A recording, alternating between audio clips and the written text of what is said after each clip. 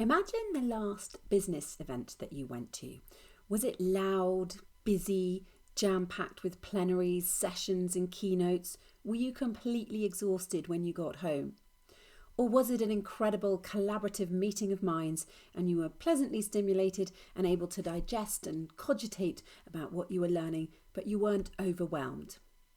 So I'm guessing it was probably the former, right?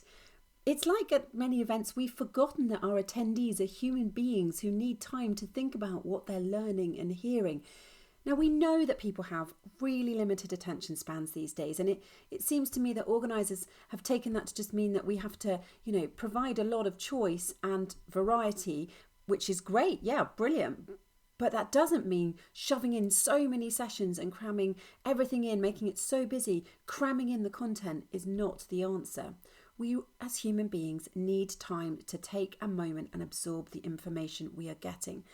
There's a lot of talk about neurodiversity at events and being inclusive now, considering all the different types of people that come to your events and making an event a place that people who would normally hate events actually want to come to.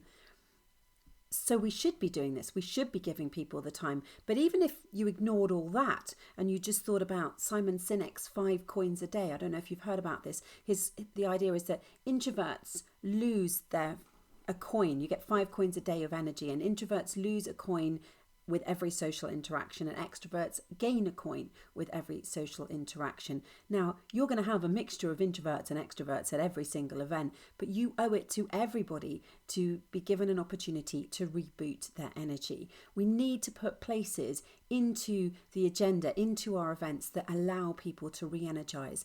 And while we're on this subject, actually think about the other kind of space, a place for people to actually go and do this. Now, if I asked you to imagine a peaceful resting place, imagine the place where you would go if you could just have all the time you wanted to sit and rest and read and consider.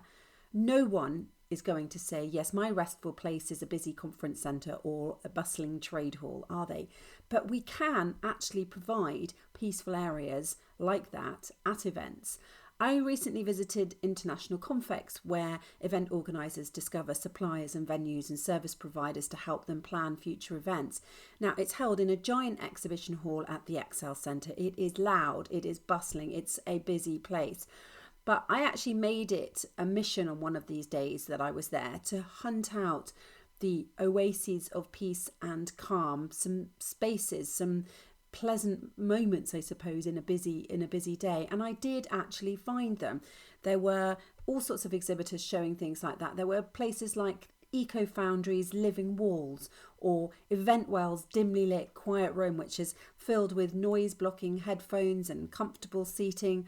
There were incredibly realistic sort of areas that were set up with realistic but faux trees by Twilight Trees and Event Trees. There were these kind of installations that were there to make you feel like you were in an imaginary woodland or a gorgeous cafe, i.e. not the Excel Centre. So it is clear that if you've got a bit of imagination and budget, you can make any area peaceful. But you don't have to do it in a really expensive way. You don't even have to go, I'm going to have to book more room or more space or hire an expensive installation. When you are planning your venue where you're actually having your event, maybe consider what outdoor space it has nearby, and then include details of this place in the briefing for attendees, and make sure that they've got time in the schedule to actually go and sit in it if necessary. Please just do all you can to make it so that your attendees are not stuck in an airless conference suite all day with very limited breaks and nowhere to go and take a breath. Please. Now, I make these videos to encourage debate, so I'd love you to share your opinions of what I've just had to say in the comments below.